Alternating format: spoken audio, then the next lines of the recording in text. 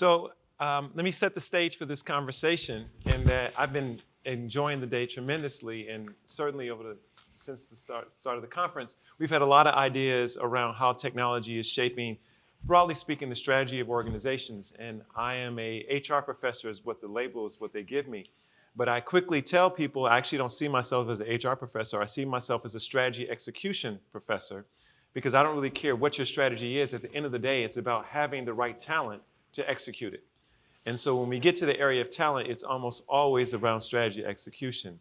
And so we thought it'd be appropriate to end the day talking about talent, because you have all these fantastic ideas or challenges that have come about this conversation, and I need to figure out a way to make it work. And this is somehow going to make its way to you figuring out how you're going to get the right people and hopefully retaining them. And so we couldn't think of a better person to start that conversation than Alice White. And so I'm going to give a little bit about background, and then we're going to jump right in. So Alice is the director of recruiting for Google.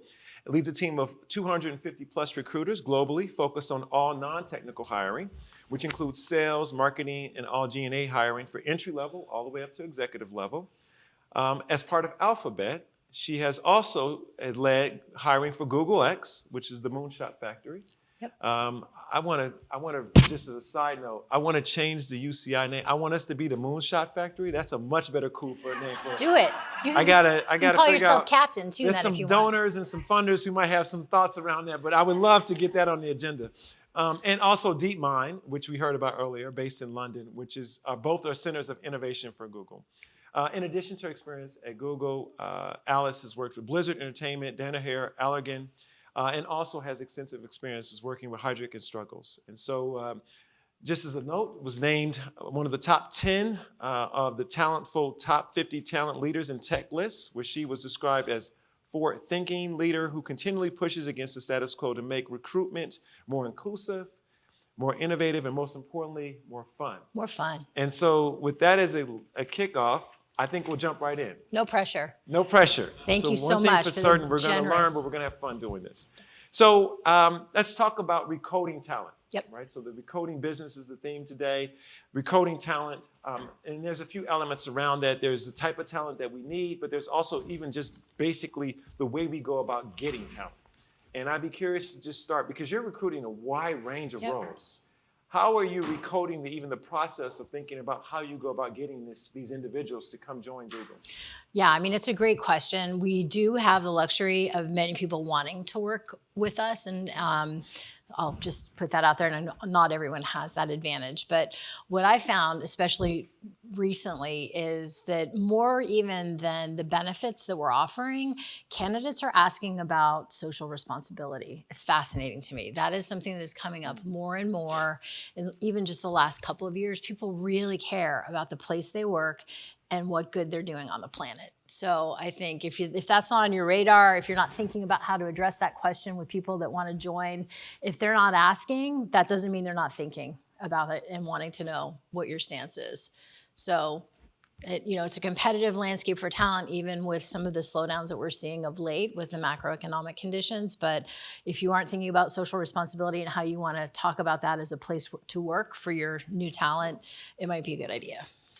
So Google has the advantage in that they are seen as an employer of choice. Yep. So many people want to come there, which means you also now have the challenge of selecting, right? You have to screen through these individuals. And again, you're screening for a wide variety of roles.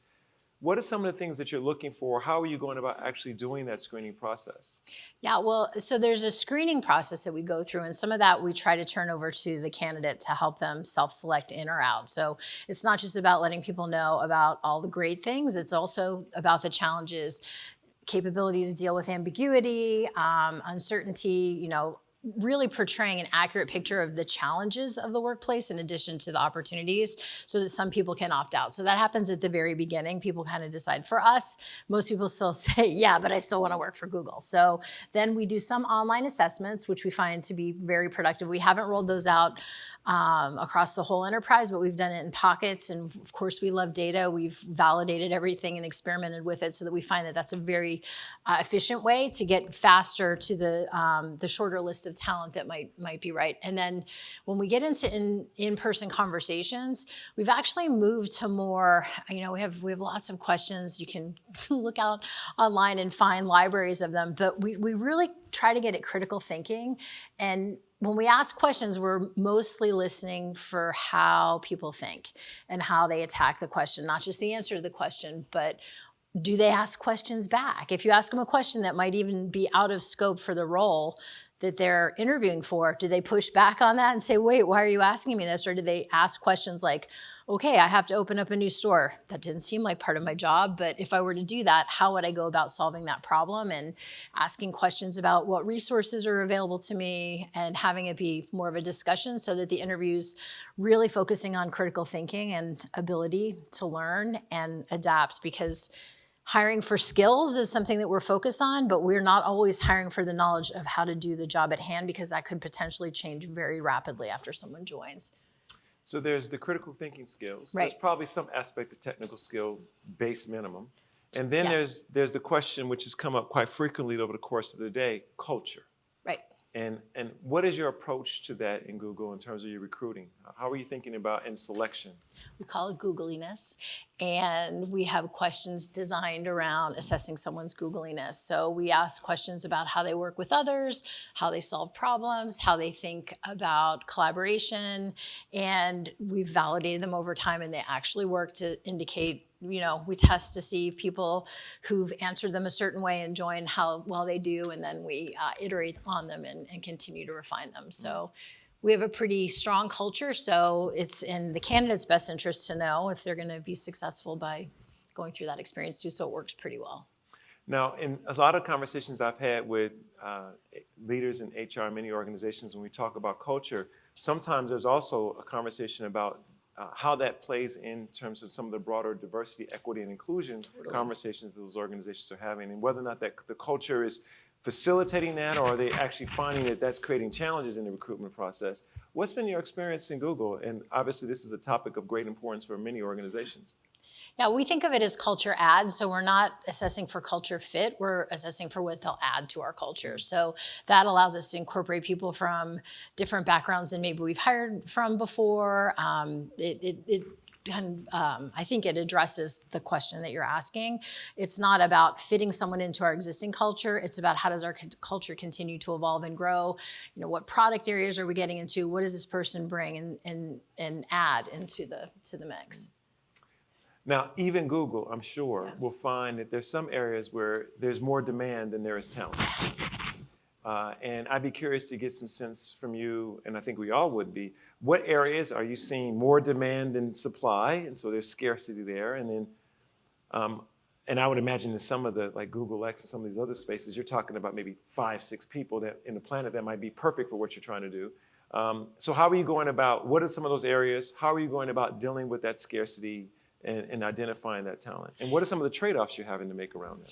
Yeah, we definitely have some roles that are incredibly scarce. And I can remember a story from when I was sitting in London with DeepMind, where we were trying to get one of the, at that moment, it was 3 or 4 years ago now, but one of the better AI folks to come join us. And my recruiter told me that Elon Musk just called him right after we did. So the competition is fierce, and we have C-level executives engaging directly with very entry-level people. So you have to use everything you have. And if you have Elon and he'll make the call, you have to be able to do that.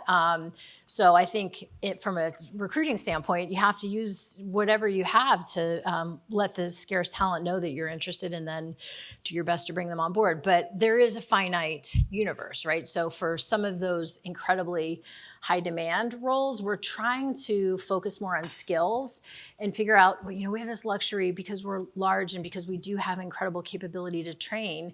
Can we bring people in with the skills to do the job and then train them on the knowledge pieces later, or help them continue their education and grow them?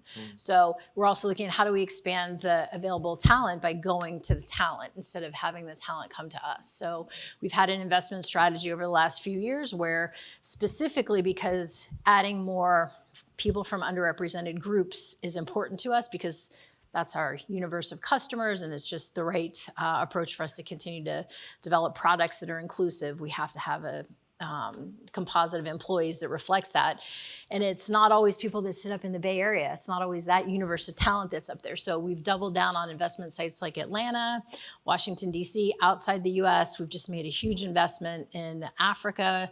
I had the good fortune of, when I was at DeepMind, being able to see some of the ML and AI talent that's starting to come out of that part of the world, and it's incredible. So staying very close to what's next and where is the new talent surfacing, how can we participate in that by sponsoring some of these programs like the Deep Learning Indaba in Nairobi, and help people that have an interest in that space and a capability get the tools and the learning they need. So for us, it's just taking a little bit of a longer view on it and realizing that it's the early career talent, our ability to get them and help them grow and increase the supply of talent versus competing in a very small pool. So you kind of alluded to it a little bit, but I'd like to drill a little deeper Sure. on the issue around make versus buy. Yep. Right? And so in identifying talent, obviously the best case scenario is you find the perfect person, is everything, cultural fit or the cultural add is right, the technical skill set, the experience. And then there's reality, where you have people that are really good, but there's some aspect about what they're doing that may not be necessarily what you need today or in the future. How do you frame that make versus buy perspective in your acquisition of talent in Google? Yeah, we've actually just been on a journey that we're pretty far into now, where we're really helping all of our leaders in the organization focus on the skills that are required and the minimum qualifications, instead of what typically happens is you create this limited headcount, limited resources. So you create a wish list of everything that you want in a human, and the bigger the wish list is, the fewer humans are actually going to meet those specifications. So we've shifted our organization to focus more on the core required skills, and then everything else is a plus, right? And so I think, I'm not gonna say it's lowering your expectations, because it is not that at all. We still have an incredibly discerning approach to talent and potential, but it's thinking differently about what they already have to have when they join us versus what we can give them. So you've identified them. You've beaten out Elon Musk for the top talent. We didn't on that one, but I'll admit it. Their loss. If he only talked to Demis, I would much rather work for Demis than I would Elon, but okay. And they've said yes. And as many of you in the audience, I'm sure, can appreciate, we know that the battle only has just begun once they said yes, because you have to get them to say yes every day after that. And what we have found, obviously, is mobility rates globally have been increasing dramatically over the last 10 years, for certain. At least the research that I've done has shown that. And nobody really is immune. Nobody. And I'd love to get a conversation about what employee retention looks like in Google, and what are some of the challenges or changes you're seeing? What are some of the thoughts or conversations you're having around that in the organization? Yeah, and it's top of mind for me, because my role is to really manage the growth number for Google in terms of employees. So I have to stay very close to our retention number. They're lockstep. So if that happens to spike, or if it happens to go down, I could suddenly be in a very awkward situation with our CFO, who's very astute about growth numbers. She thinks of them just like any other number that we report to Wall Street. So care a lot about it. We're in a fortunate position in that, at least from the folks I've benchmarked with, we have a very pretty low, I'm always a little bit provocative about stuff like this. It might be too low, right? And you know about what that could create. But we do some very cool things at Google to benefit from having such a low attrition rate. One of them that I love to talk about, because I didn't even really understand it until I got here, is we do bungees. We call these things bungees. So as a cost center manager, I can have someone from my team go out wherever they want. They can decide. I mean, we have different parts of the organization where they'll post an opportunity for 6 months, 9 months, a year, and you can go try it out. Go check it out. You don't, and I, unfortunately, as the cost center manager, I still pay for you. It all comes out in the wash, right? Because I get bungees, right. I give bungees. In the grand scheme of things, it's fine. But it takes it de-risks it a bit for the individual who might want to try something new. So I think, and any version of that, instead of that kind of putting all the risk on the human that wants to go try something new, not knowing if they'll be successful. Most of the time they are, and many times they stay and they continue to grow in that new direction. Sometimes they don't. Sometimes they come back with this incredible new perspective or skill set or wisdom of what it's like to work in this different part of the organization. So we have that, and we have lots of other learning opportunities. We have a pretty robust internal talent market. It's very user-driven, though, instead of manager-driven. You control your own destiny on that. We post things internally only sometimes, and people are encouraged to do that. I think that's a really interesting point around the Bungee idea and the development. We know from the work that we're doing more broadly looking at the workforce that future career opportunities is a big driver of decision-making for employees in terms of retention. And in the work that I've done with organizations, one of the things I've oftentimes stressed in thinking about retention is you have to understand that in general, human beings are not overly risk-taking. Like we try to seek out security as much as we possibly can. But if you ever have an employee that's in a situation where they perceive the risk or the uncertainty about their career within your organization going forward to be equal to the uncertainty in their career if they move to another organization, at that moment, you've immediately lost. If it's a tie, you lost, right? Because now they've perceived this entity that they've maybe spent 3, 4, 5, 6, 7, 10 years with as uncertain as an entity they've never worked for. And then it just becomes a matter of convenience. Like, are they conveniently going to pay me more money? Is it conveniently closer to my house? Is it conveniently in some other way? And all that time and energy you've invested in that person, which you think would have created stickiness in your mind as the manager, you're thinking, oh, this has generated a sense of reciprocity and commitment. Actually, it doesn't, because they have no vision or understanding of what future career opportunities looks like. And so you're giving them this opportunity to de-risk that conversation. And so it's very rare then if they participate in it that they'll see the external party as more certain than the internal party. And that's where you get the stickiness. Yeah. So I can see that as being very effective. Well, it's really funny you should say that, because it's making me think of this other example that we talked about when I was preparing for this, which is the moonshot factory. So that's another bet. We call everything with an alphabet a bet. So Google's a big bet. Moonshot Factory is a little bet. It's making other big bets. I don't know. But the culture there is completely focused on taking risk and failure. So that was an interesting experience for me. Doing that before I got to Google, because I went to DeepMind, then I went to the Moonshot Factory, and then I came to Google. And now I understand why when I was at the Moonshot Factory, we were actually really reticent about transfers from Google, because because of the bungee theory and the care and the like de-risking things. I actually had Astro Teller, who's the head of the Moonshot Factory, ask me if I could please change our process, we did not do this, to have candidates create failure resumes, because he was tired of looking at regular resumes, and all he cared about was whether they failed or not. So Alice, can we just do this? Can we just experiment with it? And I was like, okay, there's so many reasons why we can't do that. Can we try it internally first? Let's just try it with a small group of people who are already here and see how it works out. And of course, what did it turn into? Complete brag sheets about it was not a failure resume. It was like, and I did this and I failed a little bit, and then this great, and none of the real failures was anybody willing to put down. But then his next idea was, okay, that didn't work. So how about this? It's so important that people experience failure here. I'd like to do something in new hire orientation on their first day where they really fail.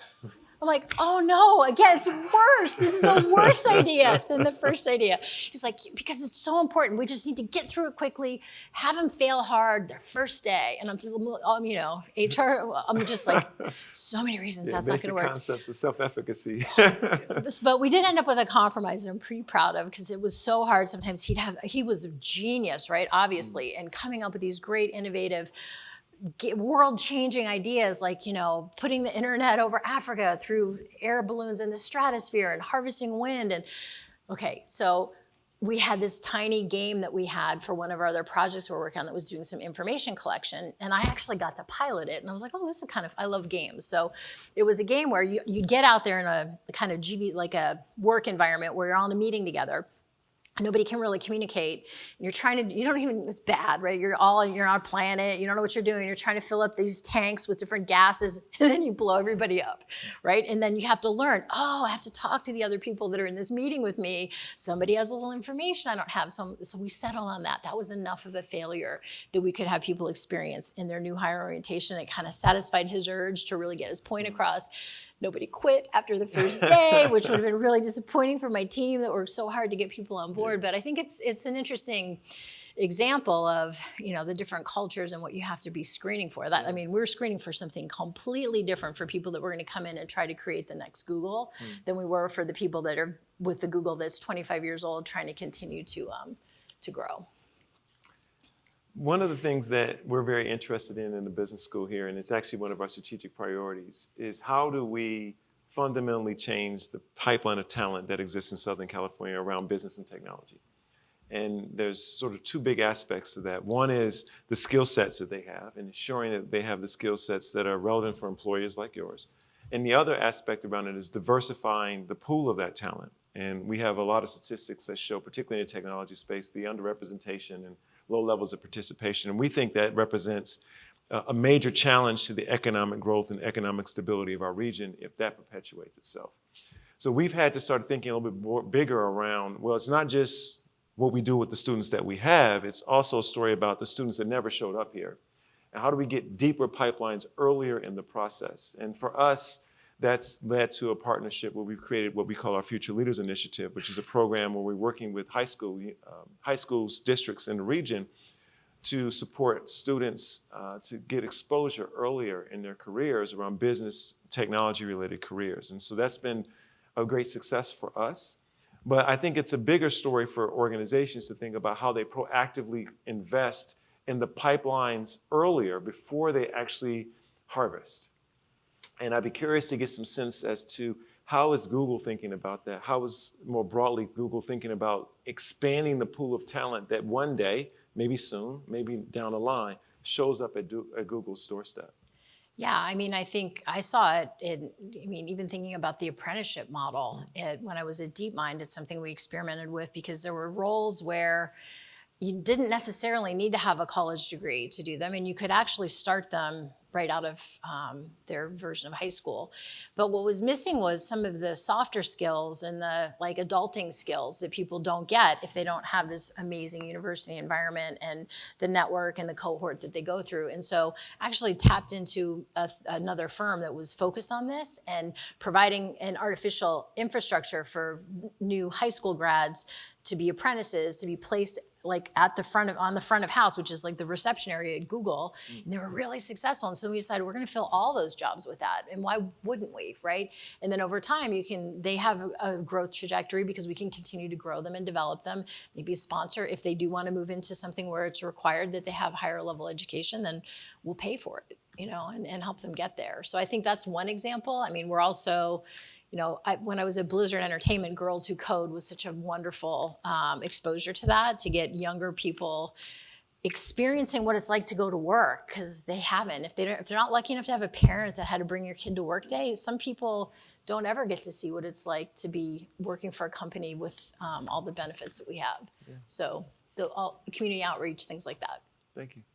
So I'm mindful of time, and I think I'm going to open it up for not just questions, but actually comment. And so we have a little bit of time now where we can have a conversation more broadly about the talent challenge, period. Not just recruitment talent, retention talent, any of these issues. And we can facilitate that, and we can sort of draw on the wisdom of the group here. But do we have any questions or thoughts about the talent challenge more broadly? And I have a wager bet that I've placed on at least one question I know someone's going to ask, but we'll see if it comes up, and then I'll reveal what my bet was. But what are some of the broader issues that people are thinking about? We have a question right there. We'll bring the mic over.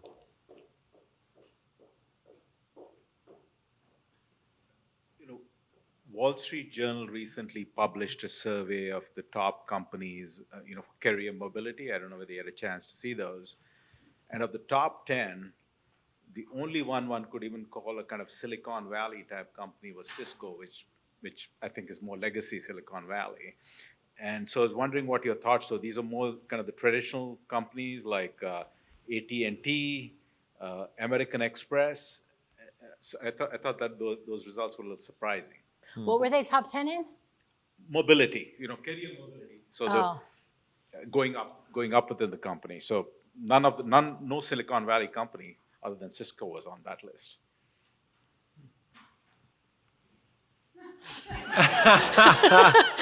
where do you want to work? I mean, I don't know. I think we're not big on titles. I'm a director at Google. I've been a vice president for 25 years, right? Like not really 10 years, but I mean, I don't care at all about my title. You could say I actually took a step down to come into Google. It's the best job I've ever had. So mobility, if it's measured on traditional steps up, we're going to lose if you put us in a competition on that, because it's not how we think about it. Yeah, I would just say I think that the mobility question is an interesting one, because when I talk to our students that we have right now, mobility is assumed, but it's usually not assumed as part of an internal labor market. Right. Right, so they're going to be mobile, and I think the way to think about it is, for some reason, and there are some answers to that question as to why, but they have determined that the risk associated between organizational mobility is nowhere near as low as once we would have thought in the labor market. There's some reasons. They can find out about jobs pretty quickly. The cost to change a job has never been lower. It's much easier. And so I think the internal labor market story that oftentimes many organizations had used to sell why you should come here, harder to sell that story for a group of individuals who just don't place value on it, even if it is true. They just don't value it. It's not part of their calculus. Well, and I appreciate the question. I'm going to check out the article too, because it's interesting. Other questions? Yes, please. We have a question over there. So my question is around the younger generations. And what are the biggest advantages of that part of our workforce? And what are some of the biggest challenges with working with the younger generations? And I don't want to just call them millennials, right? Because but I've only worked with a few on my team, and I've seen the challenges, and I've seen also some great things. But I think when you work for a company like Google, you see a lot more. Oh, yeah. They're the future. Like, that's where we're headed. They're leading us, and we can either let them lead us or we can not. I mean, that's the future. So I'm a big fan of reverse mentoring. I always have been. I would never have been able to pivot from a career in executive recruiting and pharmaceuticals to the video game industry if I hadn't figured that hack out, right? Like, what's on your phone? I ask that to anybody younger than me, and consistently. Like, what are you doing? What is that? I need to know. I find it fascinating. There's some challenges. I think the motivation and, the idea of where I want to be on the planet at what point in time, and do I want to come back into work in an office? I mean, they have strong opinions about that, but we're trying to meet them where they are, at least at Google. At least I am for my team. I have a lot of people in that early career state, and I think it's fun. Maybe a good, right? Maybe that's lucky for me. It's fascinating to me. I mean, I don't know. I think I have a workforce that ranges from 18 to 70 right now. And I'm pretty confident the 70-year-old is very motivated and the 18-year-old is very motivated, and I'm 100% certain they're not motivated by the same things at all, right? And so what they're expecting from us as an employer, and even from mission, like the aspect of our mission, you talked about that at the beginning about, I think they're all very interested in the mission of the organization, but they conveniently read different parts of that mission. And so how do we create an environment that is, it's not that they're younger. I think that's maybe the bigger challenge, is that we are the generation that has 3 generations in the workforce. Right. And we're the first to do that. And as long as I can, history, quite frank, we're benefiting from all these precision medicine ideas because most of us were long gone by the time we got to this point. And now we have that, and they're going to be productive, and they're going to go on and be productive for much longer. So the breadth of what you have to offer to keep organizations vibrant for all age groups is very different. And I think being open to asking that question, why are you showing up here, I like to think that doesn't require courage, but I do think it does require courage on leaders, because leaders have to be very confident in being able to take the answer. So when the answer is something you're not doing, you got to take that. And you have to actually tussle with that. And if it's something you can't do, you got to say that. Yep. And, deal with the consequences of maybe somebody down the street can't do it. And is that in the interest of your employee to stay there anymore if they can go get what they want someplace else? So I'm not as worried about the young as much as just the variance. And I think thinking about an organization that is truly meaningful, intergenerational, is actually a very different type of question. Well, it's a good point. I mean, meeting people where they are, because I have the same thing. I have a wide variety on my team, and I've had 2 key contributors who have older parent issues or dying parent issues, and making sure that you're supportive of their needs and acknowledge that with the same importance as someone who maybe isn't like, I don't get it yet, but okay, if that's really important to you, I'm going to take that at face value, acknowledge it's important, and try to meet you where you are on it as well. And for me, trying to take like the judgment out of it a little bit, and listening to the variety of employees and understanding their needs, and can't meet all of them, but you can say yes on some and no on others, and then just try to move forward. One other just sidebar about that, I think there's a perspective that oftentimes is, we want the younger people because they're going to generate the innovation. Okay, they're going to generate ideas like everybody else. I mean, it is interesting the case that sometimes innovation comes from novel experience, sometimes innovation comes from wisdom. Right. And like not being biased into where the source of the innovation comes from, because there is a saying, all that is old is new again. And some of the problems we're dealing with, actually, many members of our workforce, because they've been in the workforce for a period of time, actually have seen that. And maybe they didn't have the solution for the first time, but they tell you what not to do, or they tell you what we learned through it. And giving them, so what I'm basically saying is not creating bias as to the channels for where the innovation can come from. And I think this is also just leveraging the fact that we have this breadth of expertise in our workforce. Other questions or conversations? Yes, please. Right up here in the front. Yes, please. Oh, hi, Jeff Phillips first. I had a real quick question about hiring for skills. I can talk about it. I can hear you. Great. So we often hire because we have to have specific skills in specific areas, and then cultural fit doesn't happen. We hope, we try to work on them, but it just doesn't ever get there. They end up selecting themselves out and out. But then we have to bring somebody in some of these pockets. It's very hard to get the skills you need to run the business you need to run, but still make that culture work. And I know with you guys, as large as you are, I'm sure that comes up. I mean, how do you manage that at Google?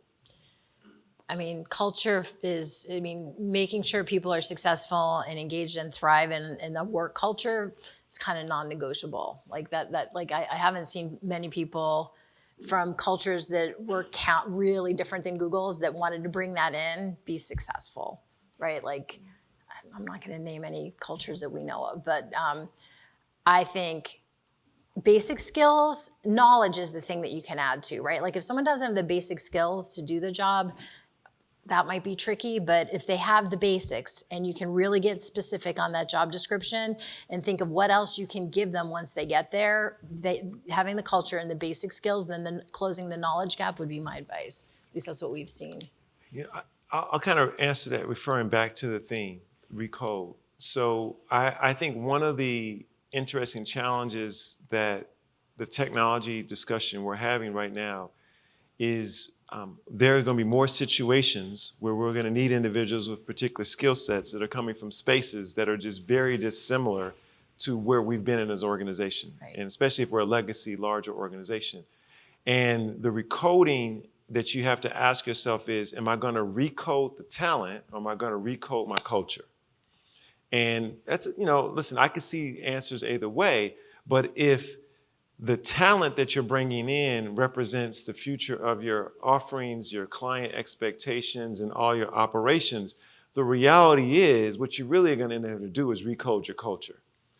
Because the people coming from that space are going to bring with them the socialization processes that that they gained as they learned that skill. And I'll just share an example. We did some research. We looked at 1,000 undergraduates that were going into their first jobs across a wide variety of majors. And the professional socialization that you go through to become a computer scientist is very different than the one that's going to become an accountant, which is very different than the person that's going to become an engineer. And they carry that expectation, the rhythm, the routine, the way they learn, the way they act with them when they start evaluating a job. And of course, now we have more companies that want all of those things, or maybe more of the computer science than they would have thought in the past. So you have to ask yourself, am I going to try to recode the computer scientist to act like the accountant if I'm a PwC or a Accenture, or am I going to change the coding of PwC or Accenture to deal with the fact that now we actually are a software company? And I think more and more companies are starting to realize, actually, I'm going to have to do the latter. And so this is just a tension point that I think leaders are finding themselves in at different points in time. We got time for maybe one or two more questions. Yes, please. On that point, Allison, you get your point, just, Google, everyone knows the name, right? Everybody wants to work for Google. And, it's no doubt, conferences, you've got the lines out the door. And I know that you go through a rigorous process to interview and scan. But internally, though, there is a culture, right? And the number of people that I've spoken that either work at Google or have worked at Google mentioned they stayed as long as they have because of the culture there. So I'm curious, can you tell us a little bit more about what do you do internally to keep that culture alive? I know that, it's very different from other companies, but, what programs, what training, or what do you do to help develop or keep that going? Outside of just going through the rigorous process of bringing those people in that more or less add to your culture? Yeah, so I look at to answer this, I probably have to think about who hasn't been successful, right? And why maybe they didn't stay, because that's really how we keep the culture. If people won't be successful if they don't approach it as a collaborative work environment, if they don't give people the benefit of the doubt, if they don't move really quickly, if they aren't able to absorb massive amounts of information fast, reply fast, the email volume, all of those things, right? And respect our products, respect each other. We don't have many people who are brilliant jerks that make it very long. It just doesn't get tolerated.